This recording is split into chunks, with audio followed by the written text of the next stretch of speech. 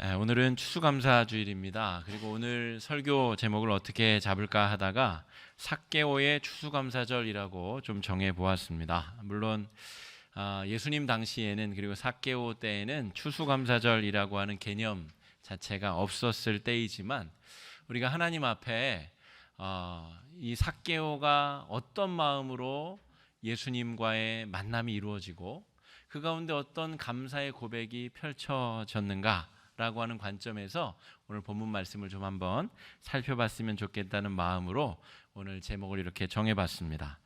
추수감사주일이 되면 우리가 한 해 동안 하나님이 우리에게 주신 것들을 찾아보고 되새겨보고 하는 시간들을 갖게 되는데, 대개는 우리가 경험한 것, 받은 것, 누리는 것들을 꼽아보게 됩니다. 올해 수술이 있었는데 수술이 잘 진행되고 완쾌되게 하신 것, 또 이런저런 취업 준비를 하는 자녀들을 위해 기도했는데 취업이 또 잘 된 것, 혹은 되지 않은 것, 또 여러 가지 우리가 누리고 받은 것들에 대한 감사를 하나님 앞에 생각하고 드리게 되게 마련인데, 우리가 이 평상시에 드리는 감사와 이 추수감사절 1년에 한 번 하나님 앞에 올려드리는 감사는 조금 더 깊이 있는 감사로 나아가면 좋겠다는 생각이 들었습니다. 우리가 무언가를 받았기 때문에 응당할 수 있는 감사, 우리가 무언가를 누렸기 때문에 드릴 수 있는 감사가 아니라 하나님께서 내 전 존재를 만나주시고 나에게 영생의 선물을 주신 것에 대한 감사, 내 전 존재가 터전히 흔들리며 하나님과의 만남이 이루어진 그 사실에 대한 감사, 그 감사를 드리는 날이 오늘 추수감사 주일이 되면 좋겠다. 그리고 오늘 삭개오를 통하여 그가 경험한, 그가 만난 예수님과의 만남이 어떻게 우리의 삭개오의 삶을 진동하고 움직여 진정한 삶의 변화, 감사의 변화로 이끌었나, 그것을 우리가 좀 살펴보면 좋을 것 같습니다. 지난주 말씀을 한번 떠올려 보시면 바리새인과 세리의 기도를 살펴보았습니다. 그리고 누가복음 이 18장과 오늘 19장의 내용은 내용적으로 긴밀하게 연결되어져 있는데, 18장의 내용은 구원을 받는 사람들은 어떤 사람들인가, 참된 구원을 받기 위한 전제 조건은 무엇인가에 대한 이야기가 누가복음 18장의 이야기입니다. 몇 가지 비유의 이야기와 실제로 예수님을 찾아온 부자 청년의 이야기, 사건과 비유가 섞여 있는데, 내용을 잘 살펴보면 18장의 내용은 예수님을 만나도 구원을 받지 못하는 부류의 사람들이 한 부류 나오고, 예수님을 만나면 반드시 구원받을 수밖에 없는 사람들, 이렇게 두 부류의 사람들이 나오는 것이죠.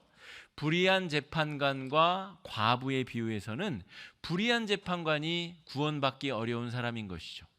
과부는 불의한 재판관에게라도 철저히 매달리지 않으면 구원받을 수 없는, 희망이 없는 존재, 그런 존재에게 예수님은 구원을 선물해 주신다는 이야기입니다. 바리새인과 세리도 마찬가지죠.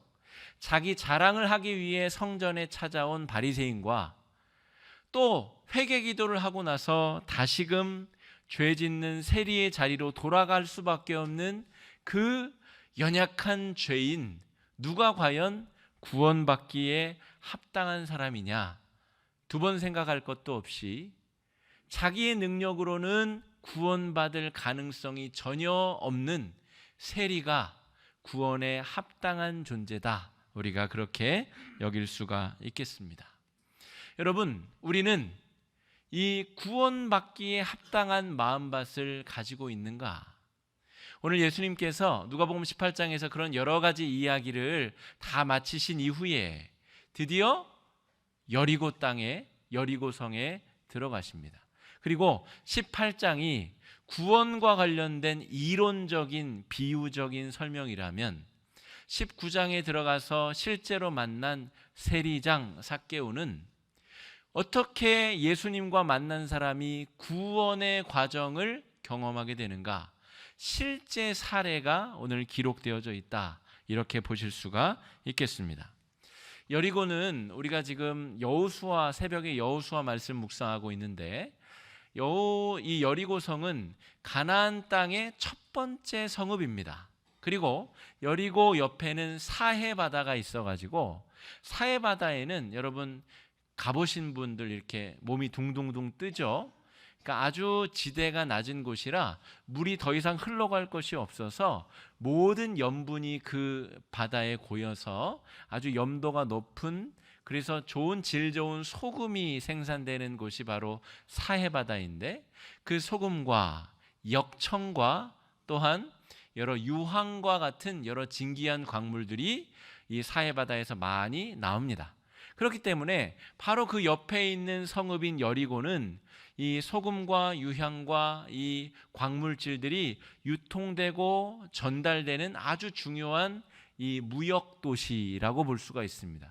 그래서 여호수아 당시 이스라엘 백성들이 가나안 땅에 들어갈 때만 해도 수많은 사람들이 그 도시에 살고 있었고, 이중 성벽으로 된 아주 튼튼하고 견고한 무역 도시가 여리고였고요.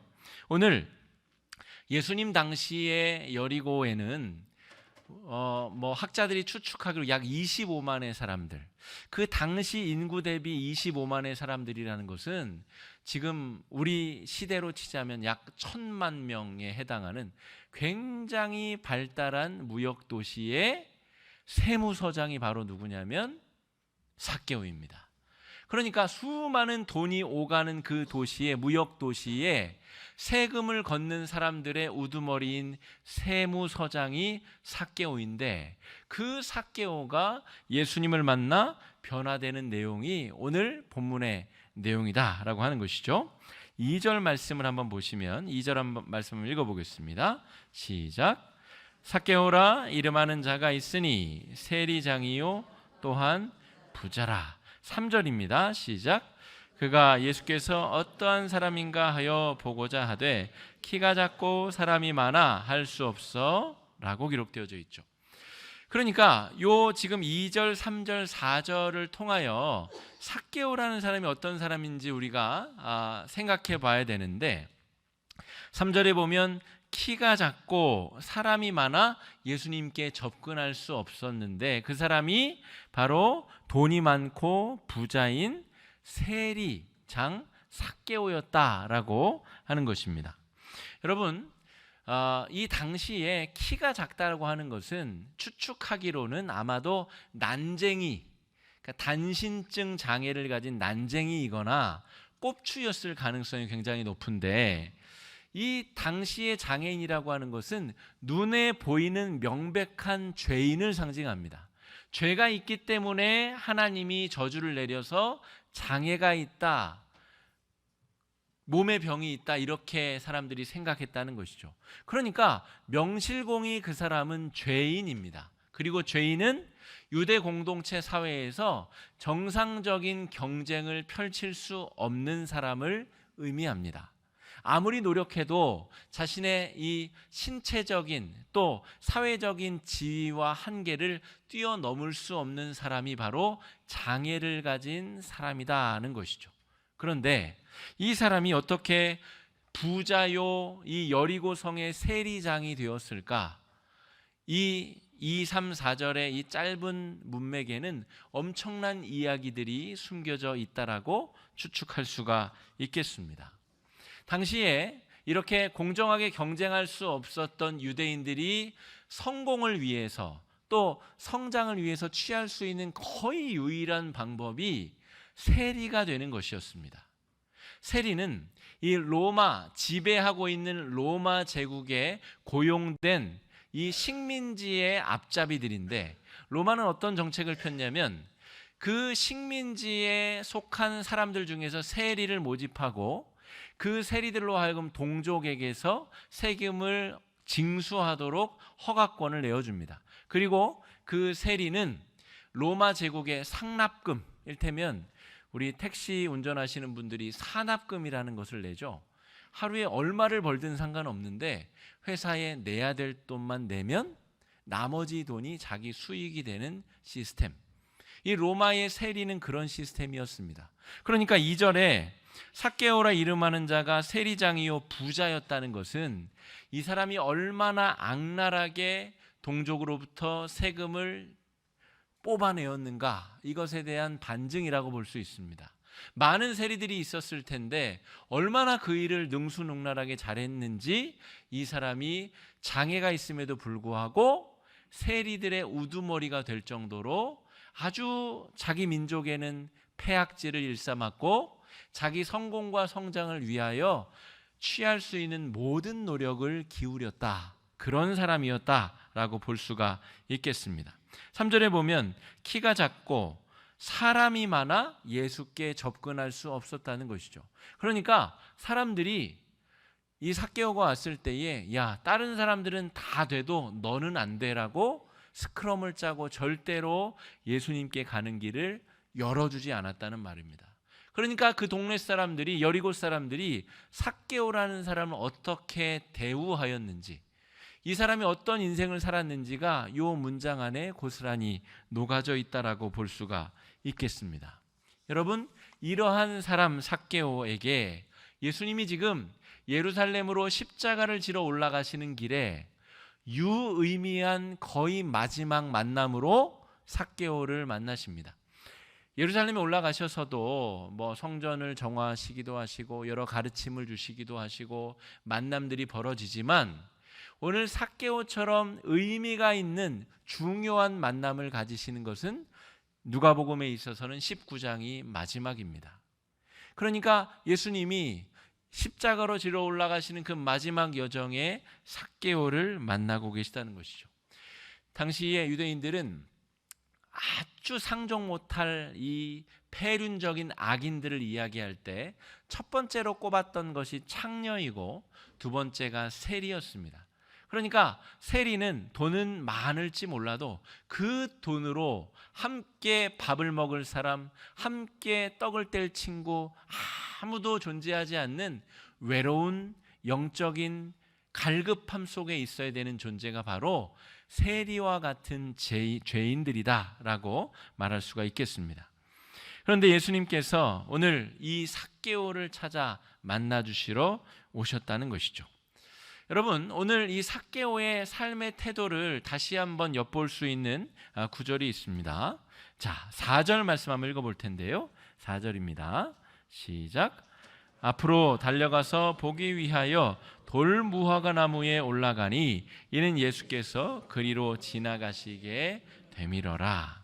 예수님이 오셨는데 궁금증이 생긴 거죠. 저 사람이 죽은 자도 살려내고 병자도 고치고 많은 사람들에게 떡과 빵을 만들어내서 주기까지 하였다는데 이 영적인 갈급함, 돈은 많고 성공은 하였으나 여전히 사람들로부터 소외되고 배제된 이 영적인 외로움을 가지고 있었던 삭개오가 예수님에게 관심이 있어서 보고자 하였다는 것이죠. 우리가 이 삭개오 이야기에서 착각하는 것은 무엇이냐면 삭개오가 유난히 똑똑했다고 생각하는 것입니다. 그래서 이 뽕나무 위에 올라갔다고 생각하는 것이죠.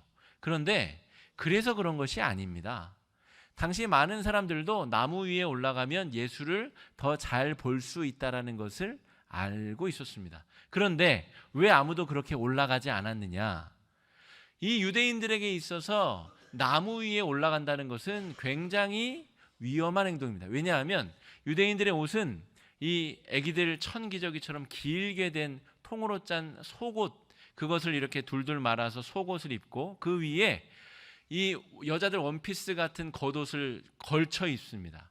그것이 밤에는 담요가 되고 낮에는 활동하는 활동복이 되고 그 원피스를 허리를 동여매서 끈으로 묶어매면 그게 유대 남성들의 의복이 되는 것이죠.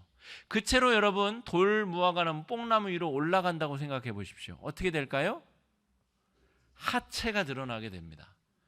속옷이 다 보이게 되고 그 사람의 심지어 속옷과 성기가 노출될 수 있는 것이죠. 여러분 창세기 노아의 이야기를 보시면 노아가 포도주를 마시고 빨개 벗고 잠들죠. 그때 셈과 함과 야벳 세 아들 중에 함이 그것을 보고 깔깔 웃었다가 아주 낭패를 당하게 됩니다. 셈과 야벳은 뒷걸음질 쳐 들어가서 옷으로 아버지의 하체를 덮죠. 유대인에게 있어서 유대인 남성이 하체를 노출한다는 것은 굉장히 치욕스럽고 위태로운 일입니다. 예수님은 십자가 위에서 완전히 나체가 되셨죠. 그러니까 여러분, 예수님의 십자가의 사건은 이루 형언할 수 없는 육체적인 고통은 고사하고 이 유대인으로서의 이 수치심이라는 것을 이루 설명할 수가 없는 것인데, 오늘 삭개오가 무슨 짓을 하냐면 예수가 보는 것이 중요하지 뭐 내 속옷이 보이는 게 뭐가 중요해 하면서 올라갔다는 것이죠. 삭개오는 이런 방식으로 여리고의 세무서장까지 올라간 것입니다. 여러분, 이렇게 다른 사람이 어떻게 생각하든, 내가 동족의 피를 빨아먹든 동족에게 세금을 걷어서 내가 착복을 하든 부자가 되든 나는 이 땅에서 성공할 것이다 라는 집념을 가지고 여기까지 지금까지 달려온 사람이 삭개오라는 말입니다. 그런데 예수님은 둘러싼 많은 사람들을 다 뒤로 하고 물리치고 뽕나무 밑에 가서 삭개오에게 말씀하십니다. 오늘 5절 말씀 한번 읽어보겠습니다. 시작. 예수께서 그곳에 이르사 쳐다보시고 이르시되 삭개오야 속히 내려오라. 내가 오늘 내 집에 유하여야 하겠다 하시니. 여러분, 예수님이 올려다보시고 삭개오야 속히 내려와라. 이것은 굉장히 중의적이고 영적인 의미가 포함되어 있는데, 네가 아무리 그렇게 노력을 하고 애를 써서 지금보다 더 높은 곳에 올라간다 한들 너는 네가 얻고자 하는 것을 절대로 얻을 수 없다. 너는 속히 네가 올라간 자수성가에서 네가 애쓰고 노력해 올라간 그 자리에서 속히 내려와라 라고 말씀하는 것이죠. 내가 오늘 네 집에 유하여야 하겠다. 여러분, 이 당시의 유대의 랍비 선생들은 죄인들과 함께 만나면 안 됩니다. 말도 섞으면 안 되고 심지어 밥을 먹는 건 더 안 되고 함께 집에서 이야기하고 밤을 지샌다는 것은 절대로 불가능한 일입니다. 바리새인들은 그런 일을 방지하기 위하여 자기들끼리만 밥을 먹었어요. 예를 들면 우리 권사님들이 이따 밥 먹을 때 권사들끼리만 밥을 먹는다고 생각해 보십시오. 얼마나 이상합니까? 우리가 권사들만 밥을 먹어요. 나는 권사니까. 여러분, 그게 얼마나 웃기겠어요. 그런데 바리새인들, 유대의 선생들은 그렇게 했다고요. 죄 짓는 사람을 만나지 않기 위하여, 내가 죄 안 짓기 위하여 그렇게까지 했다는 것입니다. 그런데 예수님, 유대의 랍비, 당시에 가장 인기가 치솟고 있었던 유대의 스승이 세리장, 누가 봐도 명백한 죄인을 찾아가서 내가 너와 함께 밥을 먹고 내가 너와 함께 너의 집에서 오늘 밤을 지새고 싶다라고 하는 이야기를 하고 계신 것이죠. 여러분, 여기서 삭개오가 완전히 변화되고 완전히 녹아지게 됩니다. 여러분, 추수감사주일은 이러한 감사를 고백하는 날입니다. 한 해 동안 주님 승진해서 감사하고, 집이 팔려 감사하고, 일해서 감사하고, 내 자식이 잘 돼서 감사하고, 이런 종류의 감사는 적어도 오늘같이 중요한 감사의 날에는 뒤로 오히려 내려놔야 됩니다. 내 영혼이 구원받은 것에 대한 감사, 나를 만나주기 위하여 참혹한 십자가에 나신이 되어서 달리신 예수 그리스도께 대한 그 존재의 회복에 대한 감사, 적어도 1년에 가장 중요한 이 감사절에는 그런 감사로 우리의 고백이 온전하게 채워질 수 있기를 간절히 축복합니다. 여러분, 그래서 삭개오가 실제로 예수님의 그 초청을 받고 예수님과 그 밤에 얘기를 하고 자신의 삶을 바꾸기 시작합니다. 8절 말씀 한번 읽어보겠습니다. 시작. 삭개오가 서서 주께 여짜오되 주여 보시옵소서, 내 소유의 절반을 가난한 자들에게 주겠사오며 만일 누구의 것을 속여 빼앗은 일이 있으면 내 갑절이나 갚겠나이다. 이대로 하면 여러분, 삭개오는 빈털터리가 됩니다. 아까 말씀드렸죠. 세리가 부자가 되는 길은 완전히 늑탈하여서 완전히 속여 빼앗아 하는 방법밖에 없어요. 그러니까 속여 빼앗은 것의 4배를 변상하고 자기 재산의 절반을 가난한 사람이 나눠주면 자기는 빈털터리가 됩니다.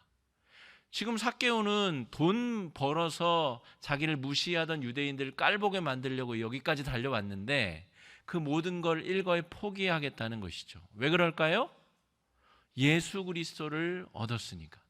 예수 그리스도를 만났고 하나님의 아들이 나를 만나 주셔서 나와 함께 그 밤을 지내주셨기 때문에 하나님의 아들이 나를 사랑해 주는 그 사랑의 사건이 이로 하여금 그 부차적인 것들, 예수님께서 계셔야 될 자리를 메꾸고 있던 것들을 완전히 비워내게 만들었다는 것입니다. 그러자 예수님께서 오늘 구원이 이 집에 이르렀으니 이 사람도 아브라함의 자손임이로다. 여러분, 누가복음 18장에 예수 이외에는 나에게 구원의 소망이 없다라고 생각하는 사람들에게만 구원이 임한다고 말씀을 드렸죠. 오늘 삭개오는 유사한 구원과 유사한 것들, 돈과 명예를 채웠으나 예수님을 만나고 온전히 그것을 다 내어버리는, 18장에 보면 부자 청년은 그것을 못합니다. 예수님이 내 재물을 다 팔아 가난한 자들에게 나눠주고 너는 나를 좇으라 할 때 부자 청년이 근심하며 돌아갔다라고 기록하고 있습니다. 그 부자는 못한 일을 삭개오는 하였다는 것이죠. 여러분, 우리가 예수 그리스도를 만난다는 것은 그것을 의미합니다. 이 추수감사절에 감사할 일이 많죠. 오늘 저는 점심 식사가 너무너무 기대가 됩니다. 얼마나 맛있을까.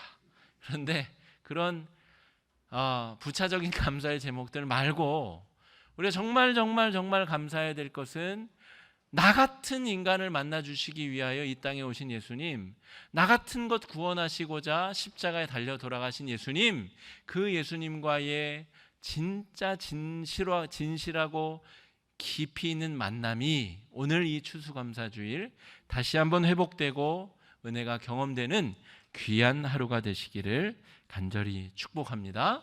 여러분, 이따가 과일을 하나님 앞에 드리시면서 그 감사의 마음을 드리시듯이 하나님 앞에 과일을 좀 드리셨으면 좋겠고, 오늘 하루가 다 지나도록 그 은혜와 감사와 감격을 우리 가족들에게 함께하는 이들과 나누실 수 있는 귀한 하루가 되시길 간절히 축복합니다. 이 시간에 말씀 의지해서 함께 기도하시겠습니다. 기도하실 때 주님, 제가 바로 삭개오입니다. 저를 만나주셔서 감사합니다. 주님 이외에 그 다른 것들을 내가 정말 아무것도 아닌 것처럼 버릴 수 있습니다. 주님, 저에게 구원의 은총을 주심을 감사합니다. 이 시간에 감사의 고백을 하나님 앞에 드리며 나아가겠습니다. 기도하겠습니다. 사랑해 주님,